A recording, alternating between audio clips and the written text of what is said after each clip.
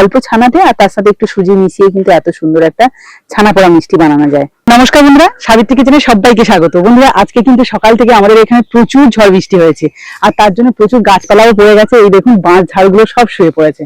তো আরো এখনো মেঘলা ওয়েদার, পুরোপুরি মানে বৃষ্টি আবার আসবে। তবু তার মাঝে আমি চলে এসেছি আমার রান্নাঘরে নতুন একটা রেসিপি শেয়ার করতে। আর এইরকম ওয়েদারে কিন্তু একটু মিষ্টি খেতে ইচ্ছে করছে বাড়ির সবারই, তাই আমি ছানা দিয়েই বানাবো ছানা পোড়া মিষ্টি। এটা কিন্তু দারুণ খেতে লাগে। আপনারা শুরু থেকে শেষ অবধি ভিডিওটা দেখবেন, আশা করি ভালো লাগবে। তাহলে চলুন আজকে রেসিপিটা বানানোর জন্য রান্নাঘরে যাওয়া যাক।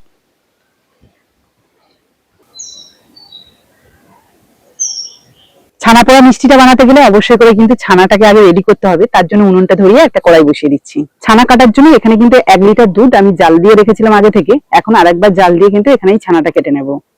তার জন্য কড়াইয়ের মধ্যে দুধটা দিয়ে দিচ্ছি। দেখুন, দুধটা তো আগে থেকে জাল দেওয়া ছিল, তাই এখন একবার বলক উঠতেই কিন্তু আমি এর মধ্যে এবার দিয়ে দেবো ভিনিগার। এখানে প্রায় 3 চামচ মতো ভিনিগার নিয়েছি, সেটাই দুধের মধ্যে দিয়ে দিচ্ছি। এবারে আঁচটাকেও নিভিয়ে দিলাম। আস্তে করে একটু নাড়িয়ে আপনাদের দেখাচ্ছি। এই দেখুন কি সুন্দর ছানাটা কাটা হয়ে গেছে। তবে এখন আর নাড়াচাড়া করব না, আর একটুখানি ওয়েট করব, তারপরে কিন্তু ছেঁকে নেব। দেখুন, 1 মিনিট মতো ওয়েট করেছি, তাতেই কিন্তু খুব সুন্দরভাবে ছানা কেটে একদিকে হয়ে গেছে, মানে জলটাও আলাদা হয়ে গেছে। তো চলুন এটাকে আমি এবার এই যে সুতির কাপড়ের উপরে দিয়ে দিই। এবার ছানার জলটাকে আলাদা করে নেব, আর ছানাটাকে এইভাবে আমি কিন্তু ভালো করে নিংড়ে নেব। মোটামুটি চেষ্টা করেছি এখানে যতটা সম্ভব জলটাকে নিংড়ে নেওয়ার। এবার এখানে একটা থালার মধ্যে নিয়ে নিচ্ছি। চলুন এবার এই ছানার মধ্যে কিছু উপকরণ মিশিয়ে নিই। প্রথমে দিয়ে দিচ্ছি 2 চামচ মতো সুজি, 2 চামচ চিনি, আর চিনিটা কিন্তু আগে থেকে গুঁড়ো করে নিয়েছিলাম। দিয়ে দিচ্ছি 1/2 চামচ বেকিং পাউডার, আর বেকিং পাউডার যতটা নিয়েছি তার অর্ধেকটা নিয়ে নিলাম বেকিং সোডা, আর সবশেষে দিয়ে দিচ্ছি 1/2 চামচ মতো ঘি। এবার সবকিছু ভালো করে মিশিয়ে নেব।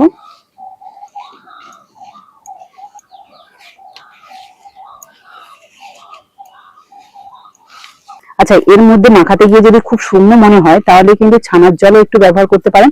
আমিও এখানে ব্যবহার করেছি একটু, আর তার সাথে অল্প একটু সুজিও দিয়েছিলাম, মানে মোট 3 থেকে 4 চামচ মতো সুজি দিয়েছি। তো মিশ্রণটা সম্পূর্ণভাবে রেডি হয়ে গেছে। এবার ছানা পোড়াটাকে সম্পূর্ণভাবে রেডি করার জন্য আমি এই যে এখানে একটা পাত্র নিয়েছি, আর তার উপরে কিন্তু দিয়ে দিচ্ছি এই যে কলা পাতা। কলা পাতার উপরেই কিন্তু ছানা পোড়াটা তৈরি করব, এতে করে স্বাদটা আরো সুন্দর আসবে। এবার দেখুন যে মিশ্রণটা আমি রেডি করেছি সেটা এর মধ্যে দিয়ে দিচ্ছি। এবার সেটাকে হাত দিয়ে এইভাবে কিন্তু চারিদিকটা ছড়িয়ে দেব। আচ্ছা দেখুন, চারদিকটা যাতে সুন্দর দেখতে লাগে তার জন্য কিন্তু আমি খুন্তি দিয়ে এভাবে সমান করে নিচ্ছি। এই দেখুন, আর উপরটা হাত দিয়ে সমান করে নিলেই হবে। সুন্দরভাবে রেডি করে নিলাম। এবার এটাকে উপর থেকে একটা ঢাকনা দিয়ে দেবো। স্টিম দেওয়ার জন্য উনুনে কড়াই বসিয়ে দিয়েছি। এবার কড়াইয়ের উপর দিয়ে দিচ্ছি একটা বাটি, আপনারা চাইলে স্ট্যান্ডও দিতে পারেন। তারপরে এটা দিয়ে দিলাম। এবার উপর থেকে দিয়ে দিচ্ছি আর একটা ঢাকনা। ব্যাস, কোনোভাবে যেন বাষ্পটা না বেরোতে পারে। এবারে প্রায় 15 থেকে 20 মিনিট মতো জ্বালানি দেব। দেখুন, এখানে কিন্তু প্রায় 15 মিনিট মতো জ্বালানি দিয়েছি। এবার ঢাকনাটা খুলে দেখবো কতটা কি হয়েছে। অনেকটাই কিন্তু ফুলে উঠেছে, একটু হাত দিয়ে দেখি। এই দেখুন, স্পঞ্জের মতো হয়েছে। তবে হ্যাঁ, এটা যেহেতু আমি বলেছি ছানা পোড়া মিষ্টি বানাবো, তার জন্য কিন্তু ওপরের গাটা একটু পোড়া পোড়া হতে হবে। তো সেটা কিভাবে করব দেখুন। আপনাদের হাতে যদি বেশি সময় থাকে তাহলে কিন্তু স্টিমটা খুব ভালোভাবে দিতে হবে, আর উপরটাতে কোনোভাবেই যেন বাষ্প না বেরোতে পারে এমন কিছু চাপা দিতে হবে। তাহলে কিন্তু আলাদা করে আর কোনো কিছু করার দরকার হয় না। তো আমি যেহেতু ভালোভাবে চাপা দিইনি, মানে একটু স্টিম কিন্তু চারদিক থেকে বেরিয়েছে, তার জন্য কালারটা আসেনি। তো কালারটা তো আমার আনতেই হবে। তো তার জন্য আমি এটাকে নামিয়ে নিচে একটা কলা পাতা দিয়ে দিচ্ছি। এই যে, এবার এটাকে কিন্তু খুন্তি দিয়ে এইভাবে তুলে জাস্ট উল্টে দেব, আর উপরের এই কলা পাতাটা তুলে আপনাদের দেখাই। এই দেখুন, নিচেরটাও কিন্তু এইরকম কালার আসতে হবে, তবেই কিন্তু ছানা পোড়া মিষ্টি মানে দেখতে যতটাই সুন্দর হবে, খেতেও দারুণ লাগবে। তো চলুন এবার ঢাকা দিয়ে ওই 5 থেকে 10 মিনিট মতো কিন্তু জ্বালানি দিলে এরকম কালার চলে আসবে। কারণ এটা তো পুরোপুরি রেডি হয়ে গেছে, জাস্ট কালার আনার জন্য আমি এটা করছি। তো আবার ঢাকা দিয়ে দিলাম, আরো 5 মিনিট মতো জ্বালানি দিয়েছি। এবার ঢাকনাটা খুলে দেখবো। এই ছানা পোড়া থেকে কিন্তু সুন্দর একটা গন্ধ বেরোচ্ছে। আশা করছি নিচের অংশটাও হয়ে গেছে। তো আমি পুরোপুরি তুলে নিচ্ছি, কারণ আমার ওপরের অংশটা যেহেতু সুন্দর হয়ে গেছে। আচ্ছা, এইভাবে রাখি এখন। নামিয়ে একটু ঠান্ডা করে নিয়েছি। এবার আমি এই কলা পাতাটাকে সরিয়ে দেবো।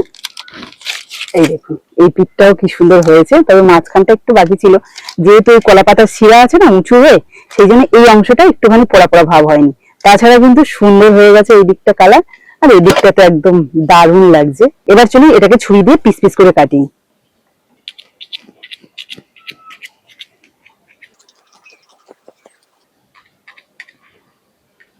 চৌকো চৌকো করে কেটে নিয়েছি। এবার এক পিস তুলে আপনাদের দেখাই। এই দেখুন ছানা পোড়া মিষ্টিটা কত সুন্দর হয়েছে। প্রত্যেকটা পিস কিন্তু খুব সুন্দর হয়েছে। এই দেখুন একদম নরম তুলতুলে, খেতেও কিন্তু দারুণ সুস্বাদু। এক পিস নিয়ে নিয়েছি, এটা খেয়ে আপনাদের বলবো এর স্বাদটা কেমন হয়েছে। অবশ্যই বুঝতে পারছেন ছানা দেওয়া রয়েছে মানে এই মিষ্টিটা খেতে ভালো লাগবে, তবুও আমি খেয়ে বলছি।